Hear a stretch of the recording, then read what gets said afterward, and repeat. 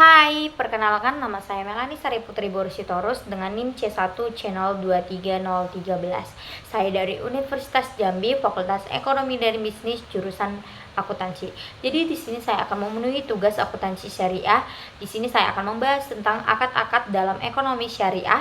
Ada syart, wadiyah, wakalah, kafalah, qardul hasan, hiwalah, dan ran.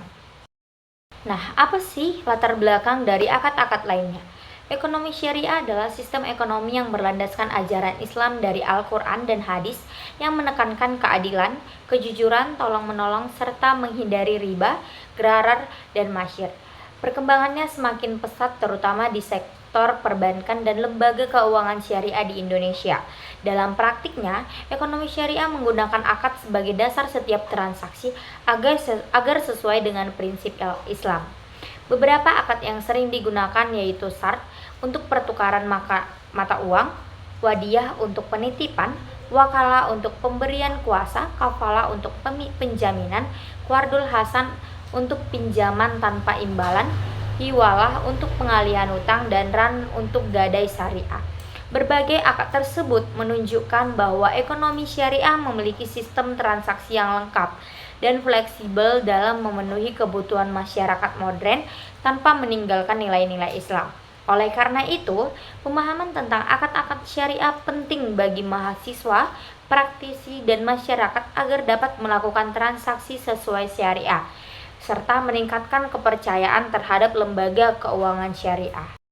Nah, kita akan membahas satu persatu tentang akad-akad tersebut. Yang pertama itu adalah apa sih pengertian dari akad syart?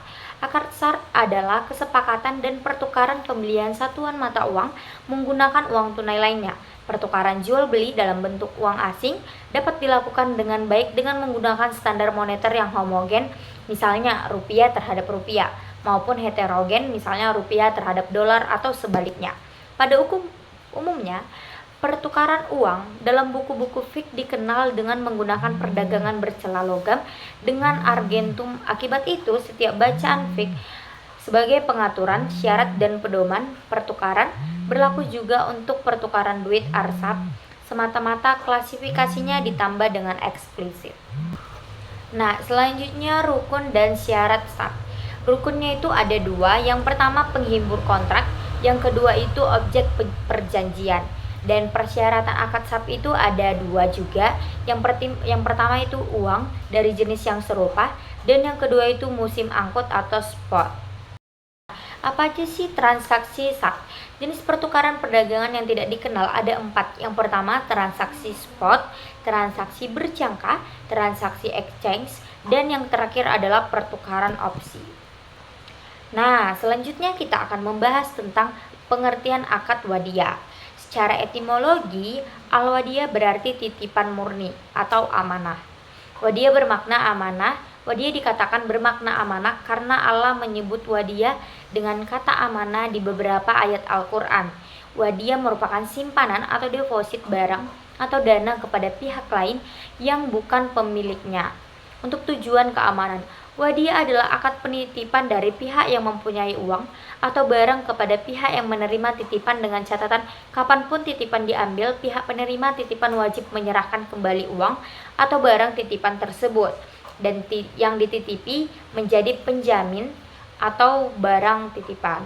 Nah, ada dua jenis akad wadiyah ini. Yang pertama itu wadiyah yat amanah, dan yang kedua itu wadiyah yat damanah. Akad yang ketiga adalah akad wakalah. Al-wakalah atau al-wikalah atau at-tadwi yang memiliki arti menyerahkan, mendelegasikan atau memberikan mandat. Akad wakalah merupakan akad penyerahan wewenang dari satu pihak terhadap pihak lain dalam hal yang diperbolehkan untuk diwakilkan. Hal ini dikarenakan tidak semuanya boleh diwakilkan seperti puasa, sholat, talak bersuci, dan lainnya. Asal kata wakalah dari kata wakalah yang bersinonim salama wa fawada yang berarti menyerahkan. Wakalah juga diartikan dengan al-hifju yang arti menjaga atau memelihara. Nah, adapun rukun wakalah itu ulama Hanafiyah berpendapat rukun wakalah hanya sikhat atau ijab dan qabul. Di sisi lain, menurut jumhur ulama yang lainnya rukun wakalah ada 4. Yang pertama itu pemberi kuasa, yang kedua itu orang yang mendapat kuasa, yang ketiga objek yang diwakilkan atau muwakal fik, dan yang keempat itu sikhat atau ijab dan kabul. Nah, apa sih jenis-jenis dari akad wakalah ini? Nah, ada 5 jenis. Yang pertama akad al-wakalah al-amanah, al-wakalah al-qasbo, al-wakalah al-muqayyada, al-wakalah mutlaqo, dan al-wakalah bin ujro. Akad yang keempat adalah akad kafalah. Apa sih pengertian dari akad kafalah? Said Sabiq 2008 menyebutkan bahwa kafalah disebut juga daman atau jaminan, hamalah beban, dan ja'amah tanggungan. Akad kafalah adalah suatu perjanjian pemberian jaminan yang diberikan oleh penanggung kepada pihak ketiga untuk memenuhi kewajiban pihak kedua atau pihak yang ditanggung oleh. Cara teknis, akad kafalah merupakan perjanjian antara seseorang yang memberikan penjamin kepada seorang kreditur yang memberikan utang kepada seorang debitur, di mana utang debitur akan dilunasi oleh penjamin apabila debitur tidak membayar utangnya. Nah, jenis-jenis kafalah itu ada 5. Yang pertama itu kafalah bin nafs, kafalah bin ma'al, yang ketiga kafalah bin bitabslim, yang keempat kafalah al-munajjajah, dan yang kelima itu kafalah al-mukallaka. Nah, selanjutnya adalah akad yang kelima, yaitu akad qardul hasan. Apa sih pengertian dari akad qardul hasan ini? Nah, ini adalah pinjaman tanpa dikenakan biaya. Pinjaman uang seperti inilah yang sesuai dengan ketentuan syariah. Tidak ada riba, karena kalau meminjamkan uang maka ia tidak boleh meminta pengembalian yang lebih besar dari pinjaman yang diberikan. Namun si peminjam boleh saja atas kehendak sendiri memberikan kelebihan atas pokok pinjamannya sebagai hadiah dan tidak boleh dicantumkan dalam perjanjian dan juga tidak boleh berulang. Nah, sumber hukumnya ini adalah di dalam Al-Quran surah Al-Baqarah ayat 280.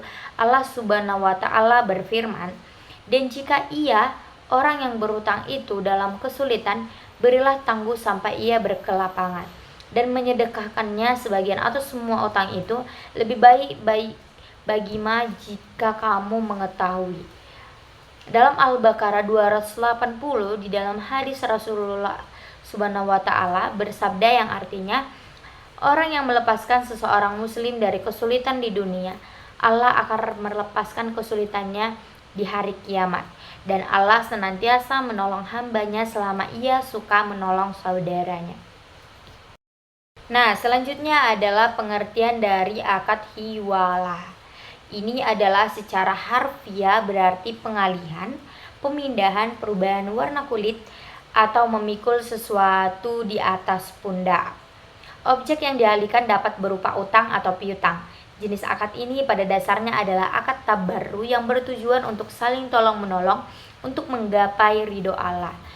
Jika yang dialihkan utang, maka akad hawalah merupakan akad pengalihan utang dari satu pihak yang berutang kepada pihak lain yang wajib menanggung atau membayar utangnya. Transaksi seperti ini dapat terjadi dengan adanya saling mempercayai antara pihak yang bertransaksi. Nah, jenis-jenis akad hiwala ini ada 2. Yang pertama, apabila dipindahkan merupakan hak menagih piutang, maka pemindahan itu disebut hiwala al-haq atau pemindahan hak atau ajak piutang.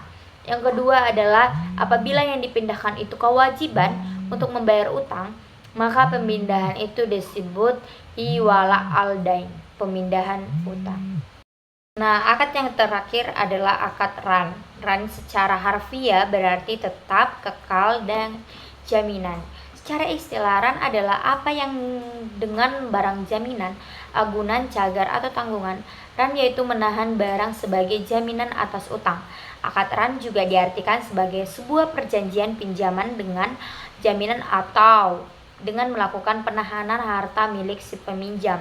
Sebagai jaminan atas pinjaman yang diterimanya, barang gadai baru dapat diserahkan kembali pada pihak yang berutang apabila utang itu sudah lunas. Nah, sumber hukumnya itu adalah di dalam Al-Quran surah Al-Baqarah ayat 283.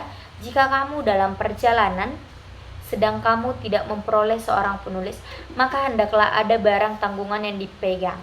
Akan tetapi, jika sebagian kamu mempercayai sebagai yang lain, maka hendaklah yang akan dipercaya itu menunaikan amanatnya atau hutangnya, dan hendaklah ia bertakwa kepada Allah Tuhannya. Dan janganlah kamu menyembunyikan persaksian. Dan barang siapa yang menyembunyikannya, maka sesungguhnya ia adalah orang yang berdosa hatinya. Dan Allah Maha mengetahui apa yang kamu kerjakan. Setelah kita mempelajari akad-akad lainnya, tiba kita di kesimpulan yang dimana berdasarkan pembahasan tersebut dapat disimpulkan bahwa akad yang dalam ekonomi syariah memiliki peranan penting sebagai landasan dalam setiap transaksi keuangan yang sesuai dengan prinsip Islam. Setiap akad seperti syart, wadiah, wakalah, kafalah, qardul hasan, iwala, dan ran memiliki fungsi dan mekanisme yang berbeda. Namun semuanya bertujuan untuk menciptakan transaksi yang adil, transparan, serta terhindar dari unsur riba, gharar, dan maisir. Pemahaman terhadap berbagai akad syariah sangat penting agar masyarakat dapat menerapkan sistem ekonomi Islam secara benar dalam kehidupan sehari-hari. Dengan demikian, penerapan akad-akad syariah diharapkan mampu mewujudkan sistem ekonomi yang amanah, bermanfaat, dan memberikan keadilan bagi seluruh pihak. Sekian materi yang dapat saya sampaikan, semoga bermanfaat untuk kita semua. Bye-bye.